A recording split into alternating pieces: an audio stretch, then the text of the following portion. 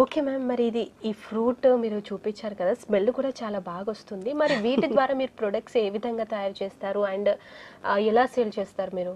Okay. Products మేము తయారు చేసేది ఎన్నో రకాల సబ్బులు. సో ఇది నోని ఫ్రూట్ సోప్ అన్నమాట. ఓకే. ఈ సబ్బు చాలా మైల్డ్ సోప్.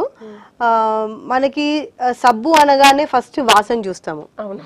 యాక్చువల్లీ మనము మంచి వాసన రావాలి, సబ్బు కాదు.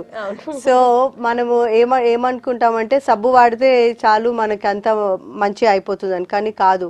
ఎంత కెమికల్స్ వేస్తే, ఎంత సింథటిక్ స్మెల్స్ అంటే సువాసన రావడానికి కూడా ఎన్నో కెమికల్స్ ఉంటాయి. సో అవన్నీ వేస్తారు కాబట్టి మనం ఏదో సబ్బు బాగుంది అనుకుంటాం, కానీ మనము చూడాల్సింది ఎంత న్యాచురల్గా, అంటే కెమికల్స్ తక్కువ ఉండి తయారైందో సబ్బు, అది ఇంపార్టెంట్.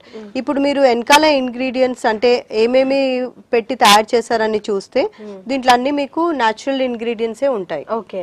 సో ఈ ఫ్రూట్ తోటి మేము ఈ సబ్బు తయారు చేస్తాము. అయితే ఇది జీవకణాలకి మంచిది కాబట్టి రోజు మీరు ఈ పండుతోటి స్నానం చేసినప్పుడు మీకు ఎలాంటి స్కిన్ డిసీజెస్ కానీ లేకపోతే ఆల్రెడీ ఉన్న స్కిన్ ఇష్యూస్ ఏమన్నా ఉంటే అవన్నీ తగ్గుతాయి.